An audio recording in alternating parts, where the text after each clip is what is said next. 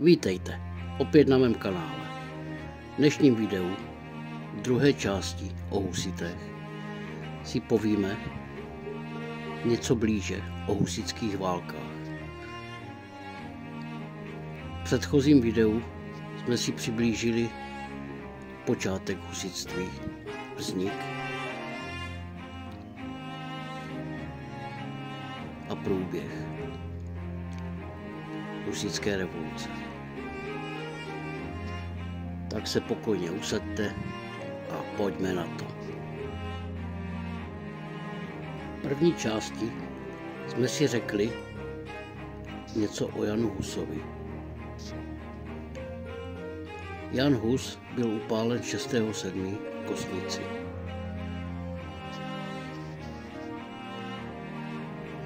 V téhle části se ale spíše zaměříme na husitství jako takové, než na význam postavy Jana Huse.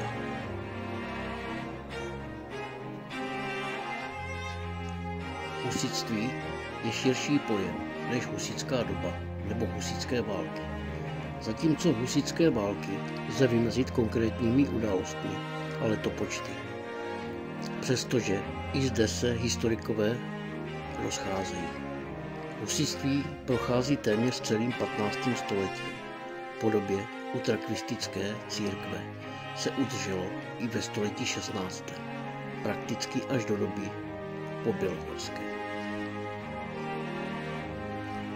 Dobu od 90. let 14. století do roku 1415 můžeme chápat jako jakousi předéru.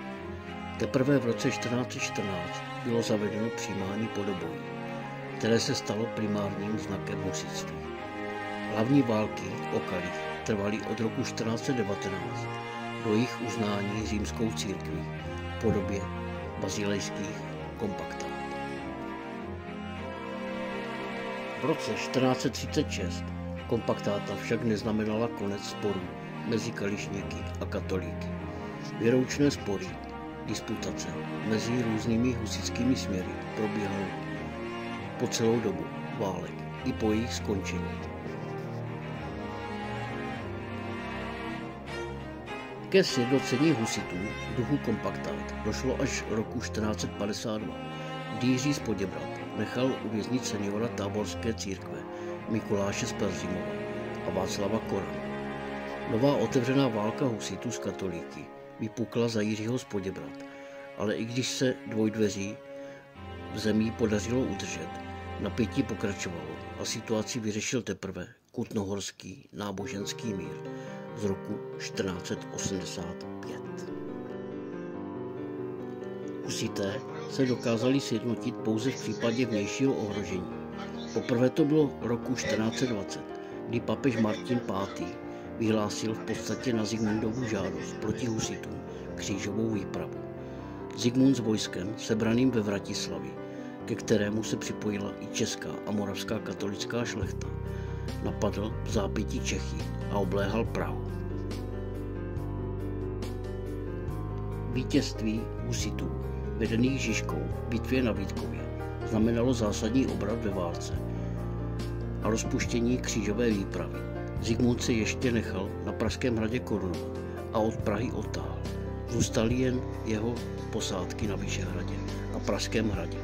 Vyšehrad dobyli husité po bitvě u jeho hradeb, kde na podzim znovu porazili Zikmundovo vojsko. V červnu 1421 kapitulovala i Zikmundova posádka na Pražském hradě. Na jaře 1421 husité převzali kontrolu nad většinou královských a velkých poddanských měst ve středních Čechách, východních a severozápadních Čechách. Rokycany, Chomutov, Kadaň, Žatec, Louny, Slaný, Beroun, Český Brod, Kuřím, Kolín, Čáslav, Nymburk, Kutná Hora, Jaroměř a Chrudím.